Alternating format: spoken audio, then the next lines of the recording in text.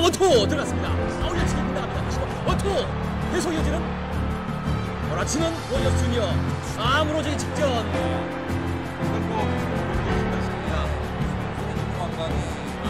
아니다. 그러나 저런 상태에서 계속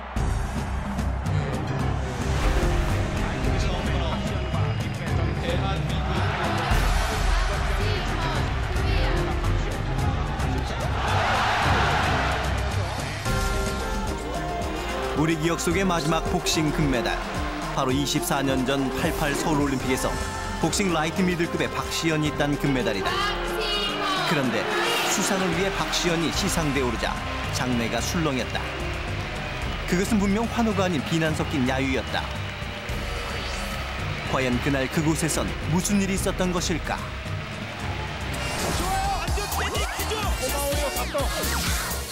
1948년 런던 올림픽에서 플라이급 한수원의 동메달을 시작으로 80년대에 들어 전성기를 맞은 한국 복싱. 84 LA 올림픽에서 신준섭 선수가 한국 복싱 사상 최초의 올림픽 금메달을 목에 걸며 황금기를 맞는다. 아마 복싱이 이제 붐이 될 때가 이제 82년 누델 아시안게임하고 7체급에서인가 금메달을 땄었을 거예요. 저도 물론 그때 당시 금메달 땄었는데 그러면서 아마 복싱이 인기가 막 상승하면서 86년도에는 전체급을 다 휩쓸었습니다. 그리고 88 서울올림픽에서 플라이급의 김광선이 금메달을 목에 걸며 그야말로 한국 아마추어 복싱의 정점을 찍는다. 대한민국 서울에서 개최된 제24회 하계올림픽. 국민들의 관심은 온통 16일간 펼쳐질 다양한 올림픽 경기에 쏠려 있었다. 그리고 대회 마지막 날 복싱 6개 체급의 결승전 중 하나였던 플라이급 한국의 김광선 대 동독의 안드레아스 테부스의 경기가 있었다. 큰 키에 시원하게 뻗어낸 스트레이트. 테베스는 쉽지 않은 상대였다. 하지만 김광선의 공격이 초반부터 우세했다. 사실 김광선 이 경기에 사활을 걸고 있었다. 8년 세월의 한을 풀어냈다. 그리고 마침내 경기 종료.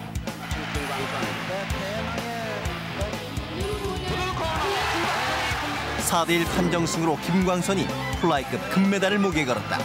4년간 남몰래 쌓은 각고의 노력이 결실을 맺는 값진 순간이었다. 김광선의 금메달로 우리나라는 물론 전 세계의 이목이 한국 복싱에 집중됐다. 복싱 강국의 진가를 발휘하고 있었다.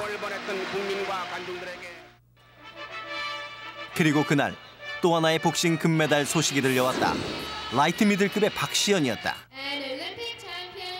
그런데 그가 시상대에 오르자 관중 속에서 야유가 쏟아졌다. 금메달을 향한 야유. 과연 그에게 무슨 일이 있었던 것일까? 전라남도 순천.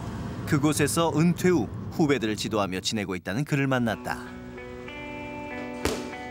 여전히 복싱이 인생의 전부라고 말하는 88 서울올림픽 복싱 금메달리스트 박시현.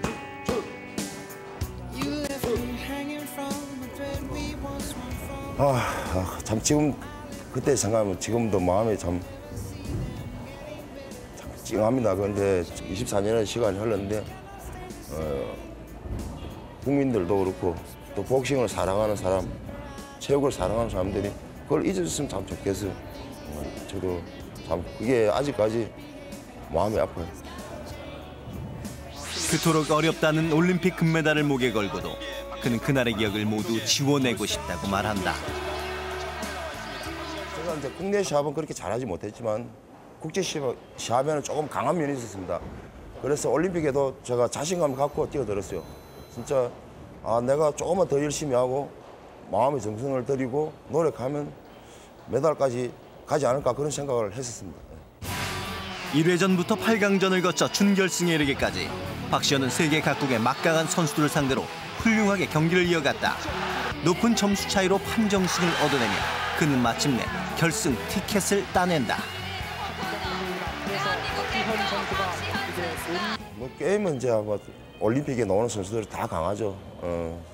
정말 한 곱이 한 곱이 넘어가기 힘든데 아무래도 이제 결승 상대 로이 존스 선수가 복서로서는 최고의 선수라고 생각합니다. 대회 마지막 날 치러진 복싱 라이트 미들급 결승전. 복싱 인기를 방증하듯 관중석은 입추의 여지가 없었다. 박시현이 결승에서 만난 상대는 미국의 로이 존스 주니어. 당시 미국 최고의 아마추어 복싱 스타였던 그는 특히 테크닉이 뛰어난 선수였다. 초반부터 팽팽한 접전이 이어졌다.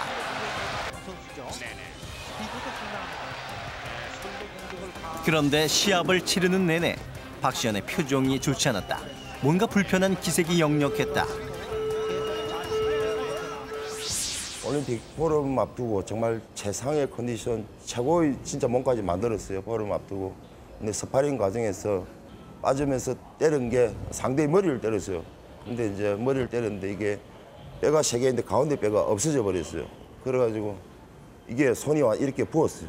이렇게 부어가지고 이게 이제 지도자 선생님들이나 누가 알게 되면 올림픽을 뛸 수가 없어요. 그래서 이제 그때 당시에 저희들이 태릉성천에서 바깥에 외부에 병원 진료하는 데가 있었어요. 거기 사진을 찍었는데 손이 완전히 산산조각 나왔어요. 그래서 원장님이 안 된다 그랬어요. 그런데 내가 울면서 했지만 빌었어요. 진짜 올림픽만 뛰게 해달라고. 올림픽 들어가기 전까지 진짜 옷도 못 갈아입었어요. 이게 손이 아파가 자극이가 뛰지도 못했고 이게 통증이 진짜 말할 수 없이 아팠어요. 진짜 이게 움직일 수 없었으니까. 복싱 선수에게는 치명적이었던 오른손 부상. 급기야는 글러브를 끼는 것조차도 힘들 정도로 악화되고 있었다. 이를 악물고 싸웠지만 내용은 썩 만족스럽지 못했다. Winner is on point 3-2. 선수들은 자기가 샵을 하면 내가 이겼다 졌다를 알 수 있어요. 저는 졌다고 생각을 했어요. 졌다고. 그래 이제 고개를 숙이고 있는데 판정을 기다리고 있던 그때 On point 3-2. In the blue 패배를 예상하고 있던 박시현의 손이 들렸다. 갑자기 이제 마지막 판정을 내릴 때 제 손이 올라가서 저도 의아하게 생각해서 이건 아닌데 싶더라고. 우리나라 박시현 선수가 금메달을 따내긴 했지만은 판정 결과를 둘러싸고 많은 논란이 있었습니다. 금메달의 권위를 떨어뜨리는 동시에 올림픽의 순수한 정신에 먹칠하는 결과를 가져왔다고 지적했습니다. 박시현의 금메달이 확정되자 판정 결과에 대한 항의가 쏟아졌다. 국내외 복싱 팬들의 항의도 빗발치기 시작했다. This case alone in the history of boxing, no? Because he arrived to gold medal after 3 very big gift of the jury. 샵을 해보면 내가 많이 때리나 작게 때렸나를 알 수 있거든요. 이제 그래서 이게 난 내 손에 올라갔을 적에 이거 홈님이 이점이구나. 그래서 내가 손에 올라가나 그런 생각을 했어요. 로이 존스 선수가 IOC에다가 제소도 하고 판정에 대해서 상당히 불복을 했었죠. 당시 이제 미국 언론에서는 금메달을 훔쳐갔다, 금메달을 강탈당했다 이런 식의 보도들이 많이 나왔었고 개최국의 텃세 판정이라는 의혹부터 대한민국의 순위 조작을 위한 심판 매수설까지 판정 결과를 둘러싼 여러 가지 루머들이 나돌았고 또 보도됐다. 박시현은 경기가 끝난 대중과 언론의 칼날 같은 비난이 쏟아지자 결국 박시현은 대회가 끝난 뒤 기자회견을 통해 은퇴를 선언한다. 금메달리스트가 되어 시상대에 오른 박시현의 얼굴엔 감격과 기쁨이 아닌 당혹스러움이 가득했다. 그리고 금메달을 목에 건 그날 이후 그의 삶은 송두리째 바뀌었다. 그 이후로는 저한테는 정말 악몽이었어요. 진짜 막 반도 많았고 금메달을 반납해라. 정말 진짜 그때 충동은 진짜 자살까지 하고 싶은 그런 마음이 엄청 많았어요.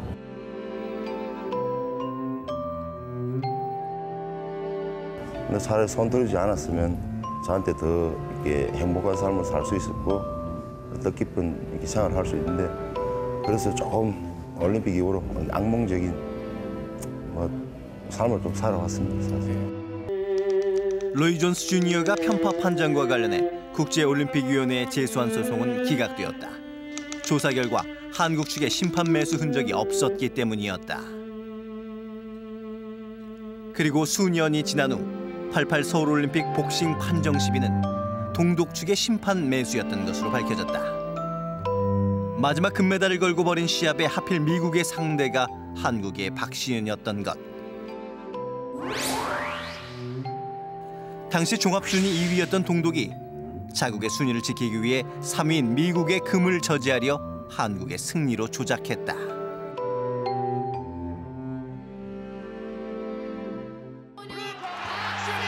88 서울올림픽 복싱 금메달리스트 박시현.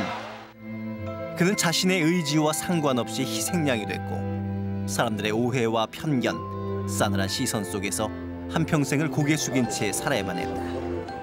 하지만 그는 여전히 금메달을 꿈꾼다. 앞으로의 꿈과 희망은 그래요. 지금은 이제 지방에서 이렇게 선수들을 지도하고 있지만 다시 내가 지도자 국가대표 지도자를 하게 된다면 정말 떳떳한 올림픽 금메달리스트를 한번 만들고 싶어요. 그게 제 희망이고 진짜 꿈입니다.